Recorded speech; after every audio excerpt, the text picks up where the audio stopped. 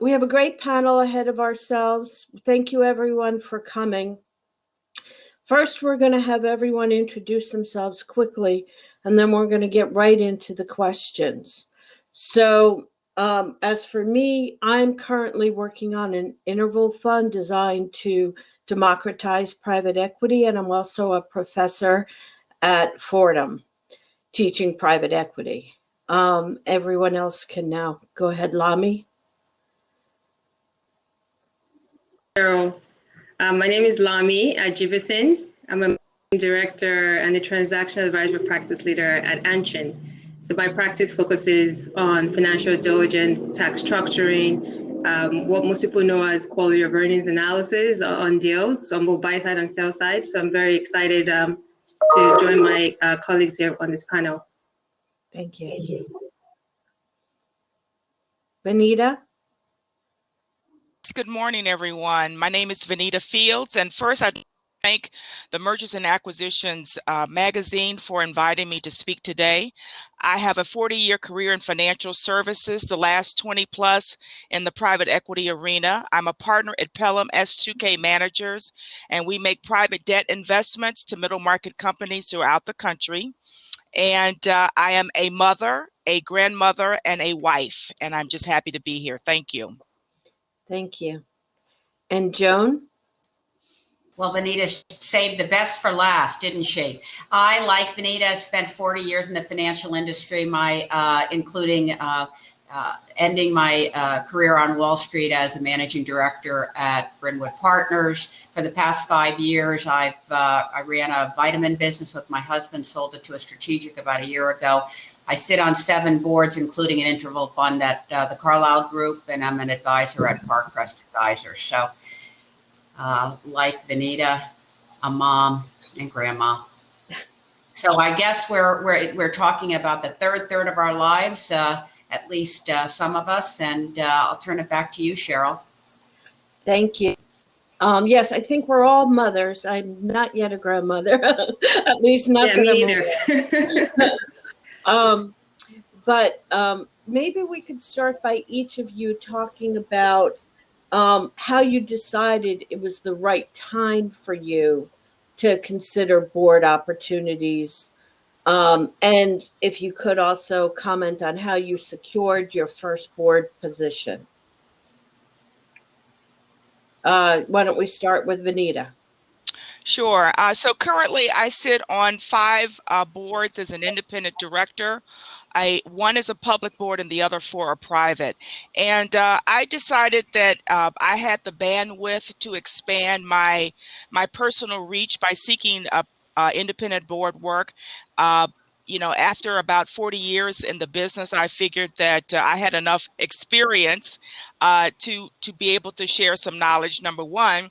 And then number 2, with my kids grown and out of the house, and tuition's paid, I also felt that I had the bandwidth to do so. So that's where I am in the phase of my life. And over time, we'll probably, at some point exit private equity, although I'm having a blast still doing that. So I secured my first board seat through networking. And first of all, I think women, when they're ready to serve on a board, have to declare that they're ready to serve on a board. You can't imagine how many people are surprised when you say you want to serve on the board, on a board, and they say, "Oh, really?" Like they couldn't ever imagine you being in a position to do so. So I declared myself, and I started networking. And of the 5 board positions that I have been appointed to, pretty much all of them were the result of personal relationships or networking. So I'll leave it at that. Thank you. And Joan? Yes, I secured my first board position many years ago because of my role in private equity and being a managing partner. So I was very used to sitting on boards and governance. I did, however, get onto my first public board through work. It was an assignment that we took on. I would suggest that those that are listening think about boards pretty early in their career, because it is another skill set that requires governance and fiduciary duties, not something that is really, it's a learned skill. So I have suggested to my younger colleagues that a good way to do that is to get on not-for-profit boards. And I serve as chair of the Goodwill board here in Palm Beach, and we actively solicit millennials, young professional millennials, because I think it does get you started into the board atmosphere. It's much more difficult to get onto corporate boards as a young professional. If I could just quickly chime in, I have to definitely agree with Joan. When I talked to personal referrals that I'd received, 3 of them were through not-for-profit boards that I had served on, people who had seen me engaged in board work there and felt comfortable that they could recommend me for a board position. And I will echo that because I'm actually on 2 nonprofit boards. And to Venita's earlier point, you have to kind of declare when you're ready. I actually told one of my mentors at the time that I think I'm ready, even though I just had, my first kid. I thought I need to do more to give back, 1, and 2, obviously develop my more of my professional aspirations. So I said, I want to be on the board. And sure enough, within a month, he called me about an organization he started and invited me to join the board. And so it's almost as easy as you being intentional and stating it. So for me, it's from networking. And then my second board, nonprofit board membership, also the same thing. Somebody referred me. They're looking for someone with accounting background. Maybe has lived in Brooklyn, because I'm on the board of the Brooklyn Hospital in New York. So it's about being intentional and being ready from my perspective. And Joan, I think you were saying something before. Well, I was going to say, I see in the chat room that Amy has asked about how you navigate conflicts, and I did find that was the case when I was at Brynwood. It was not possible to sit on outside boards, which is why philanthropic boards is a good way to get your experience. But I would say that once I left Brynwood, I was quickly solicited for board positions because of my financial expertise. And that's a real asset for women in finance. You need to have, quote unquote, a financial expert. So most of those positions, though, did occur due to 40 years of networking. Can't stress enough that if somebody calls you up and asks you to think about something, you have to pick up the phone. I remember the one board that I got on, I was doing something, I was very busy, and they wanted me to come to New York like the next day, but I said, I'll go, what the heck? And, that those things that are low probability are sometimes the opportunities that that allow you to find a new board role. Great. I'm curious if some of you could comment on these organizations that you can join where you pay to have your board profile in a database, and it has an annual fee. Do you recommend that to people starting out? And have you ever used it? Do you know other people? And equally as important, when you're on a board, would you consider using those organizations to find people? I can start that discussion because I was asked that question probably 2 months ago by a young professional colleague. And candidly, I would say most of those pay for websites are probably not worth the effort. It's a lot of money if you're, a young professional. There are certain courses you can take, and I think those are probably more productive. For example, Harvard Business School does a 3-day seminar, and it's fairly expensive, but it's probably the cost of 1 year on one of those e-commerce sites, and you actually receive a certificate. As far as using them, the answer would be no. When we look at board members, we either go through networking or headhunters. Okay. So I'd like to chime in and say I couldn't agree with you more, Joan. As I said earlier, all of my referral board appointments were through personal referrals. I've never used a service like that, a pay for exposure service, I guess you would call it. And I really don't believe it. Just to show you how important personal relationships are, one of the boards that I'm on, a private equity board that's David's Bridal, and that I was asked to be on that board by someone that used to work for me 30 years ago. And obviously he thought I was a decent boss because he felt comfortable calling me up and asking me to serve. So it's really, to me, it's the culmination of your career. You've trained for it. Hopefully you haven't burned bridges, you've extended your network, and you work your network.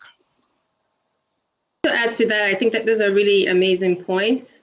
I do think there is value in kind of elevating your profile so you can be found. And if there's anything those pay for services are good for, is maybe there's another way to network or to market your profile. So LinkedIn is obviously a big deal for everyone.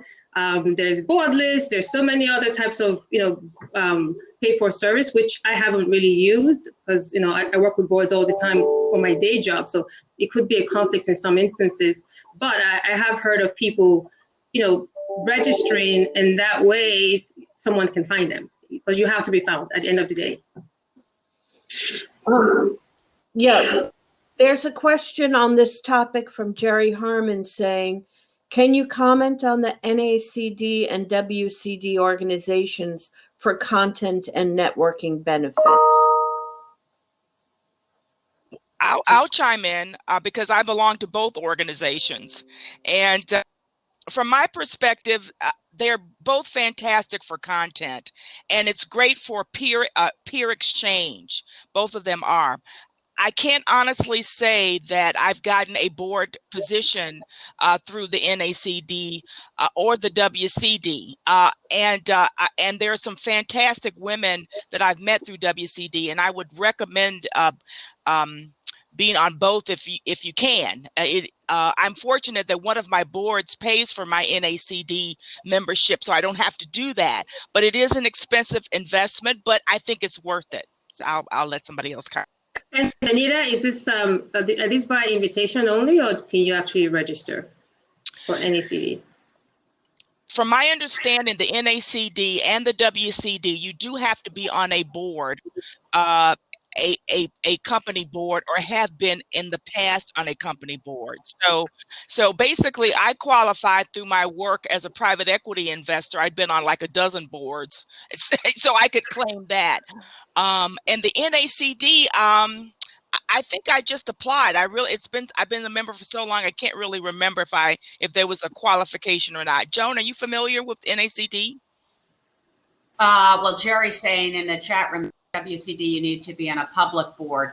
And I would respond to that by saying, I think you're right, Lami, anywhere where you can network is good. It may not lead directly to a board position, but you never know. A headhunter or a friend of a friend may suggest it. And it also gives you ideas as to how you want to reach out. I guess the other thing I'd say is, if you're interested in getting on a board and developing that skill set, it does have to be a set aside that you spend time on. It just doesn't happen.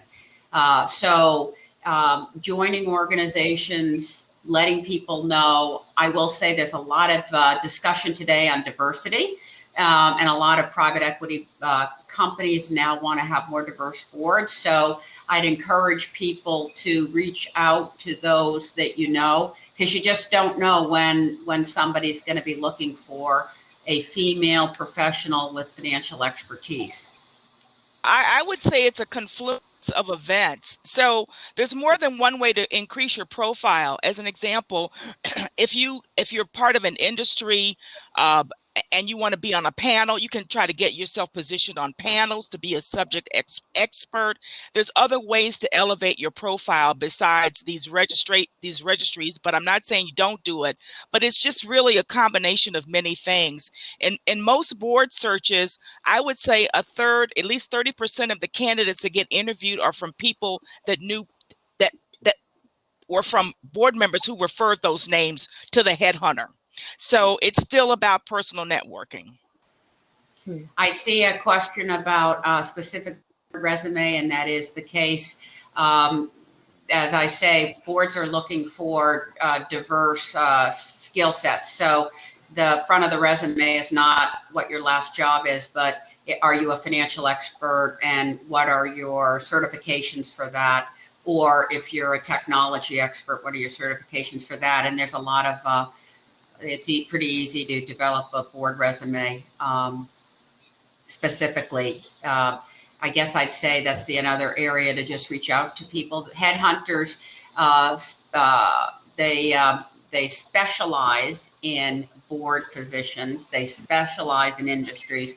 So find those headhunters that are in your area of expertise. There are headhunters that specialize on philanthropic boards as well, if that's something you want to do. My first philanthropic board, and I'm very involved in the Goodwill Network now, but that came through to me, Redwood, through a headhunter. And it was sort of, oh, by the way, are you interested in not-for-profit? And I had never done not-for-profit, but my life adage is you learn, you earn, you return. And I felt I was at the point in my life where I needed to return. So I kind of said, sure, knowing nothing about Goodwill. And here I am 6 years later, and I'm the board chair of the local Goodwill and the audit chair and the secretary of the national oversight. So you never know. Would you, this is an aside question, but would you recommend on your board profile having your photo? And because specifically also for women, because not all names are clearly one or the other. And so how do you make it clear that you are a diverse candidate? I would never, I photo on my profile. I would never submit a profile without it. So. Yeah, I have my photo as well. I guess we're in an age of social media where everybody wants to be able to know you before they meet you. So I do. That's actually kind of front and center on my current portfolio. I would agree with that. Photos always, but I mean, obviously it depends on what the board is looking for, right? Like there's diversity there, women in general are minorities on boards. So that's one thing. So if they know you're a female, maybe they're looking for a female board member. And then if you're looking for, an African-American, again, it depends. It really depends. But I think the default is to have a photo on your profile. Just be yourself and be authentic. And if they want you, they want you. If they don't, you'll find somebody else. If I could make a comment, I think it's really important that you send a consistent message to the market as to who you are. So your LinkedIn page has got to be tight, and it's got to reflect whatever your board profile reflects. Believe me, headhunters do look.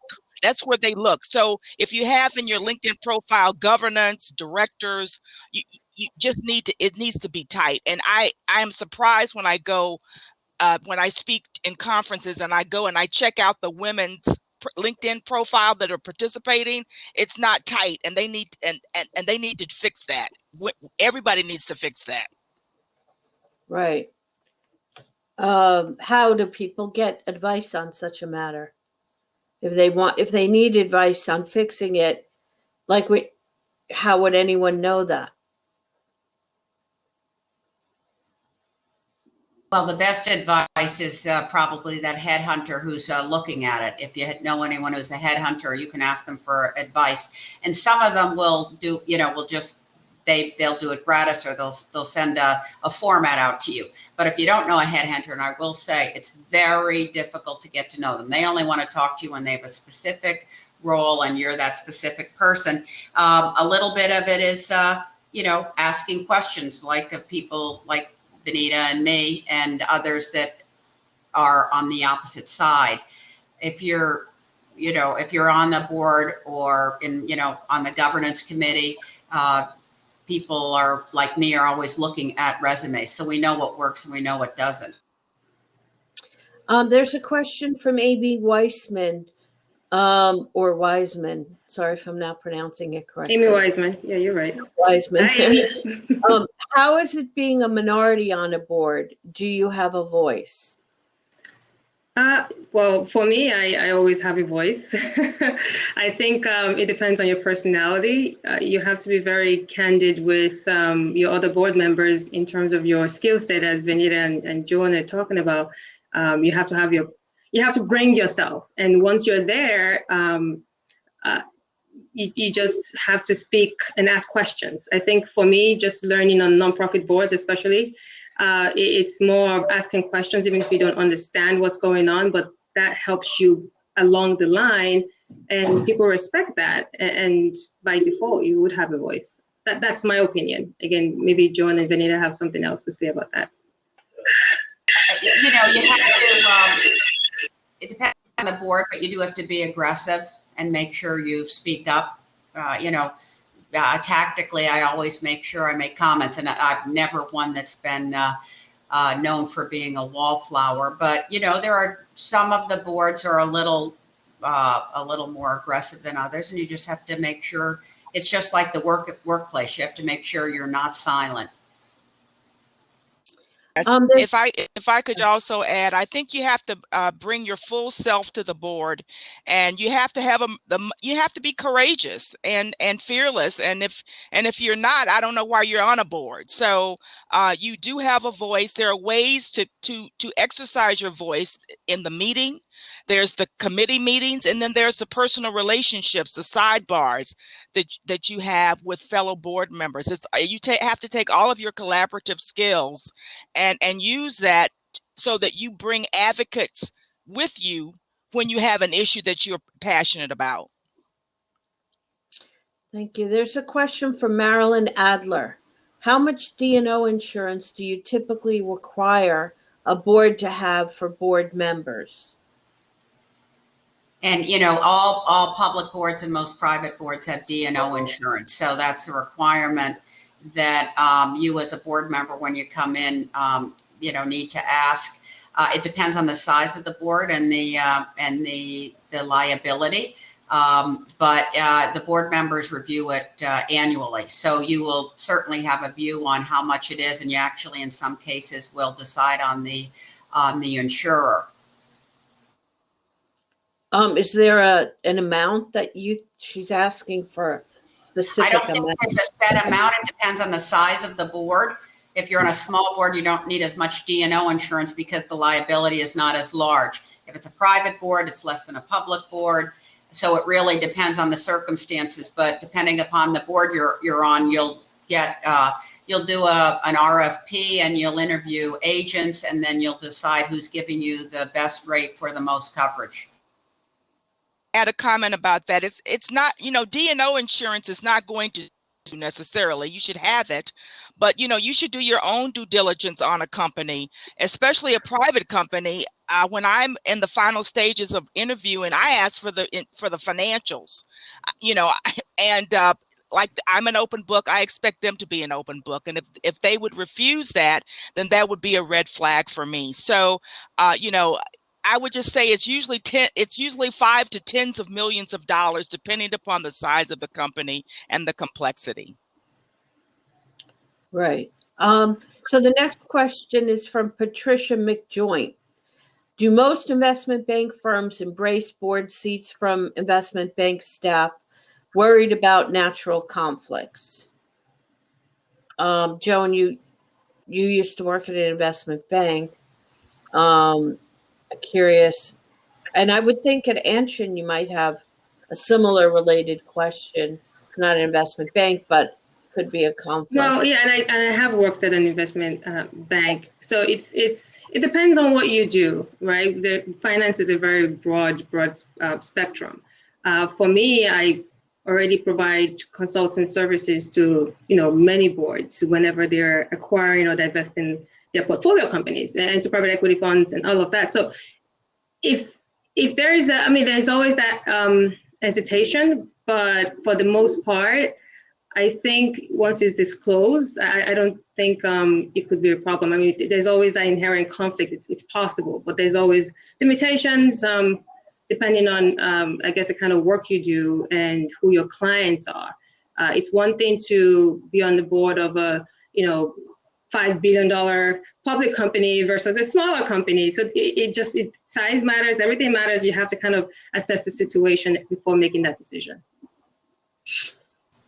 That adage that if you don't ask, you don't know, and it's how you position it. I think generally investment banking firms don't like you to sit on boards because it takes away from your working hours, and it's going to affect in their view, how much you're doing, how much you're making. So you have to position it in a way that it's either philanthropic, you're helping the community, or it's helping your network or your skill set. So depending upon how you phrase it, you have a better shot of getting on a board. But I would say generally, at least my experience has been, it's pretty hard to get on a board when you're still active in the financial sector, just because most firms want their partners to be fully engaged in their business, and they really don't want conflicts. They don't want you to sit on the board, let's just make it up, of a consumer product company, and then you're trying to raise capital for a competitor. So it does become problematic when you're still